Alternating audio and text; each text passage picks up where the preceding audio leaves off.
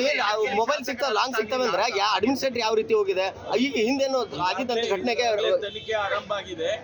ಕಳೆದ ಬಾರಿನೂ ಕೂಡ ದರ್ಶನ್ ಅವರು ಸಂದರ್ಭದಲ್ಲಿ ಏನು ಪ್ರಕರಣ ಆಗಿತ್ತು ಅದನ್ನ ಈಗ ನಾವು ತನಿಖೆ ಮಾಡಿ ವರದಿ ತಗೊಂಡು ಅವ್ರನ್ನೆಲ್ಲ ಈಗಾಗಲೇ ಬದಲಾಯಿಸಿದ್ದೀವಿ ಮತ್ತು ಇವರನ್ನು ಕೂಡ ಬೇರೆ ಬೇರೆ ಕಾರಾಗೃಹಗಳಿಗೆ ಕಳಿಸಿದ್ದೇವೆ.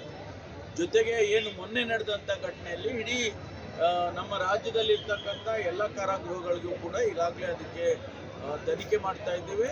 ಯಾವುದಾದ್ರೂ ಕೂಡ ಅಂತ ಘಟನೆಗಳಿದ್ರೆ ಯಾರು ಸಂಬಂಧಪಟ್ಟವರು ಅವ್ರ ಮೇಲೆ ಕ್ರಮ. ಸರ್, ಈಗ ಜೈಲಲ್ಲಿ ಮೊಬೈಲ್ ಸಿಗ್ತಾವ ಲಾಂಗ್ ಸಿಗ್ತವೆ ಅಂದ್ರೆ ಅಡ್ಮಿನಿಸ್ಟ್ರೇಟರ್ ಯಾವ ರೀತಿ ಹೋಗಿದೆ, ಈಗ ಹಿಂದೇನು ಆಗಿದ್ದಂತ ಘಟನೆಗೆ ತನಿಖೆ ಆರಂಭ ಆಗಿದೆ.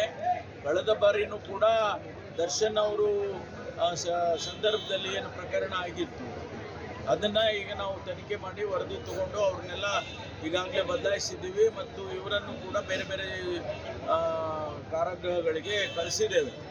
ಜೊತೆಗೆ ಏನು ಮೊನ್ನೆ ನಡೆದಂಥ ಘಟನೆಯಲ್ಲಿ ಇಡೀ ನಮ್ಮ ರಾಜ್ಯದಲ್ಲಿ ಇರ್ತಕ್ಕಂಥ ಎಲ್ಲ ಕಾರಾಗೃಹಗಳಿಗೂ ಕೂಡ ಈಗಾಗಲೇ ಅದಕ್ಕೆ ತನಿಖೆ ಮಾಡ್ತಾ ಇದ್ದೀವಿ. ಯಾವುದಾದ್ರೂ ಕೂಡ ಅಂಥ ಘಟನೆಗಳಿದ್ರೆ ಯಾರು ಸಂಬಂಧಪಟ್ಟವರು ಅವ್ರ ಮೇಲೆ ಕ್ರಮ